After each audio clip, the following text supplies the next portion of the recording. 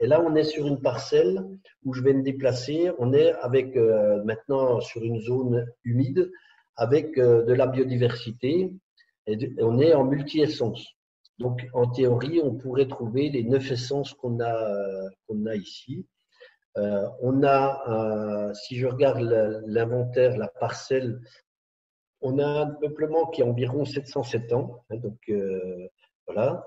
Et puis là, on trouve une multitude d'essences qu'on va pouvoir mesurer si on a des pratiques, des opérations, alors des pratiques soit touristiques, soit des pratiques sylvicoles, c'est d'essayer de mesurer un petit peu l'impact qu'on a sur la biodiversité.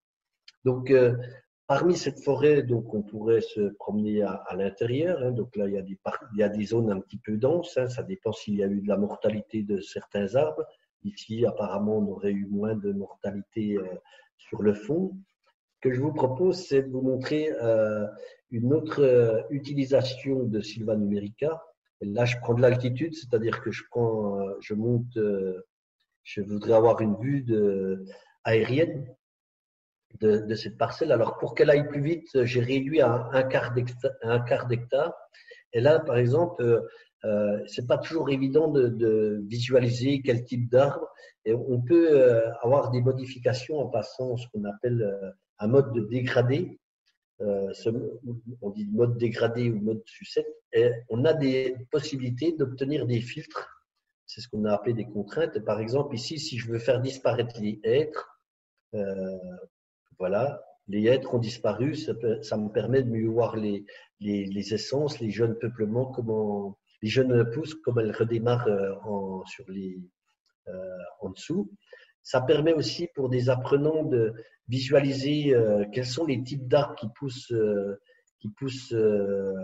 sur les bords, hein, sur les bords là où il y a une zone humide. Quelle essence on va trouver? Donc ici, je vais remettre les hêtres, mais on voit bien qu'on trouvera les frênes. On les voit, je vais refermer les frênes qui sont un peu colorées en rose. On les voit développés ici.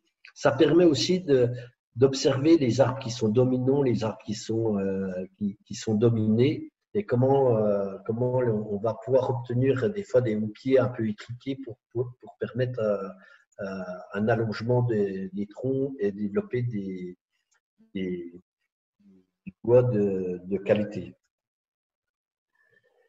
Voilà, je redescends au niveau de cette parcelle.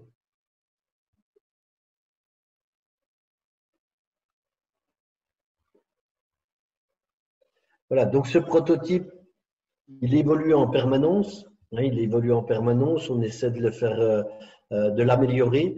De l'améliorer tant sur le réalisme visuel. Là, on est sur une version V1. Actuellement, on prépare une version V2. Vous avez vu que vous avez peu d'arbres fourchus. Ils sont plutôt très réguliers, nos arbres qu'on a ici.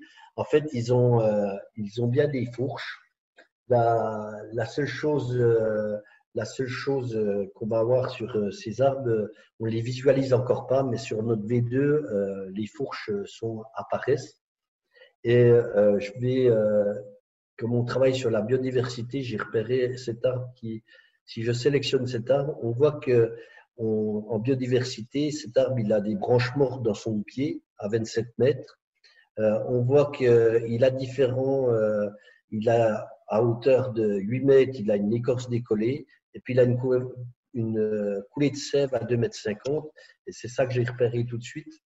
C'est que par habitude, j'ai repéré que cet arbre-là avait, je vais me ravancer un peu pour l'IO nous gêne un petit peu. Hein. J'ai repéré sur cet arbre-là.